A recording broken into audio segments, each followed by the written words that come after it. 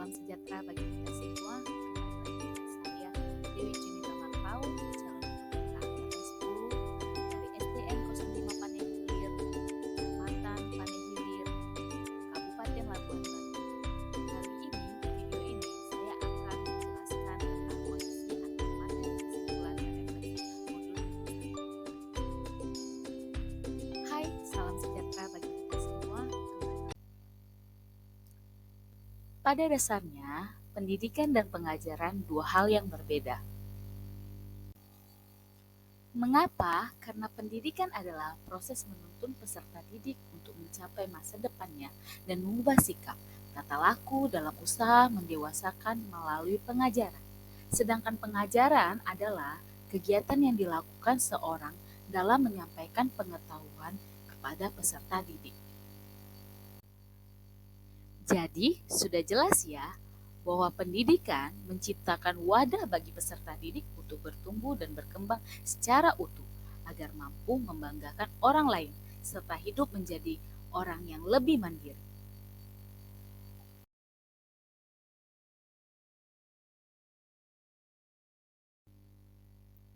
Sebelum mempelajari modul 1.1 tentang pemikiran Ki Hajar Dewantara, pembelajaran yang saya lakukan hanya sebatas transfer ilmu saja.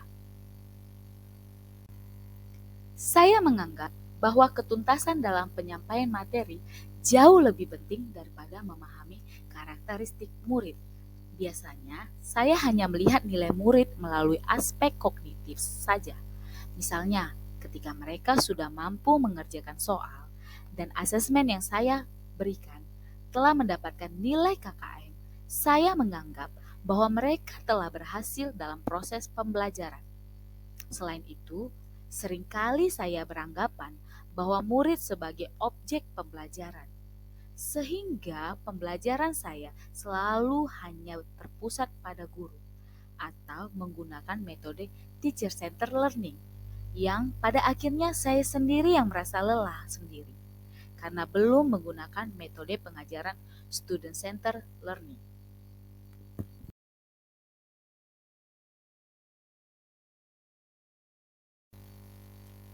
Namun, setelah mempelajari modul 1.1 tentang pemikiran Ki Hajar Dewantara, saya menyadari bahwa apa yang saya pikirkan adalah selama ini tidak tepat. Seharusnya saya melakukan proses pembelajaran secara menyeluruh, bukan hanya aspek kognitif saja, namun juga afektif, psikomotor, spiritual, sosial, dan budaya. Murid bukan sebagai objek pembelajaran, melainkan subjek pembelajaran, di mana murid memiliki kebebasan untuk bereksperimen, mengemukakan pendapat, dan berkreasi, sesuai dengan metode dan media pembelajaran yang tepat. Dan guru hanya sebagai fasilitator dalam pembelajaran.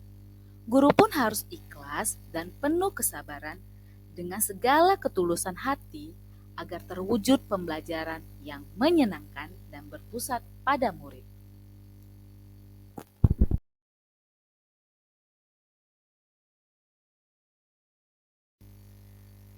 Hal-hal yang dapat segera saya terapkan dalam pembelajaran di kelas saya antara lain merancang pembelajaran yang interaktif dan menyenangkan dengan melibatkan murid sesuai metode student-centered learning.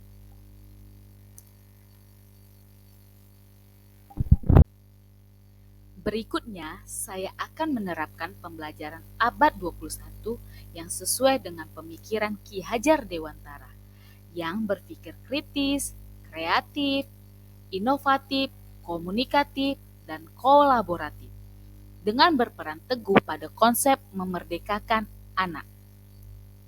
Pembelajaran tidak lagi menuntun, tapi menuntun, karena tugas guru adalah memberi tuntunan atau arahan yang baik kepada murid, agar menjadi teladan pada murid yang baik, perkataan maupun perbuatan.